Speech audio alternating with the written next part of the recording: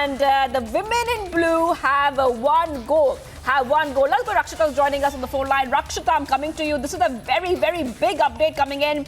India has one goal. The women in blue have brought the entire nation and brought, in fact, it's a very prideful moment for everyone.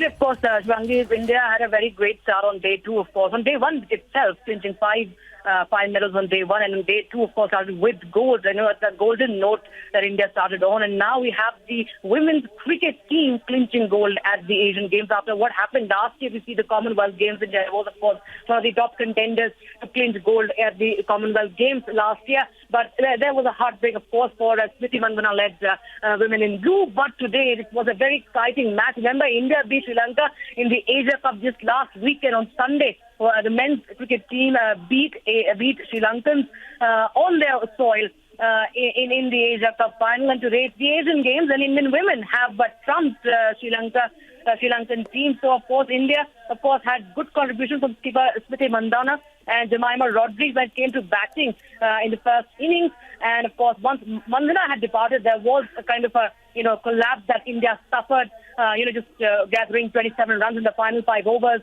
losing 5 wickets. But there was, of course, a credit to Sri Lanka and also to the pitch that played a very important role there. But when it came to this second innings, the chase for Sri Lanka was somewhere quite exciting, and there was some crucial partnerships by the Sri Lankan batters. But we did see some good bowling coming in the penultimate over, and also in the last 4-5 overs, we've seen the Pooja Vastrakar or even Bhatia Pooja Sharma for that matter. There was, of course, a great performance under pressure by the Indian women team. It was, of course, Tita Sadhu. Remember, Tita Sadhu was the star of the show with the ball. If you see, she picked up 3 wickets in the very first spell, knocking the wind out of the Sri Lankan sails. And she took the wicket of Atapattu.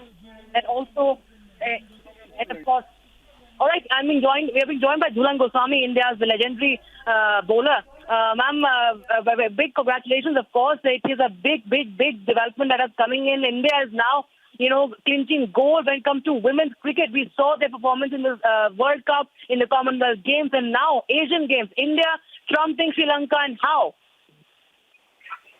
I think, it's a big moment for Indian women's cricket team where they performed today. It was remarkable. And winning the gold in the Asian Games, it was absolutely, a very proud moment for entire women's cricket fraternity in our country. And what you said, from the World Cup, the Commonwealth, and now Asian Games, the consistent performance these girls are doing last 1.5 years, it was remarkable. And I think it's absolutely very proud moment for all of us. And they have performed really well. And they hands down, they win all the matches comfortably over here, and they are unbeatable side. And yeah, absolutely, it was brilliant show by Indian girls. Absolutely, as ma'am, we've seen Mithali Raj and the like. You really made India proud over the years. But now this is the new, the new team India you're seeing, led by Smriti Mandhana, Harmanpreet Kaur. These are our new age stars. And even in bowlers, as from the bowling perspective, you could tell us the kind of pressure that was created because of challenging situations, isn't it, when it comes to this final? I think Smriti, Harman already have been established themselves in international cricket. They have done quite consistent performance in the last few years for our country. And whenever India won the big tournament, their contribution is always there. So, yes, today also Smriti Mandhana played very crucial knock. It was very difficult wicket to bat on in that slow track, but she batted really well along with Jemimah Rodrigues.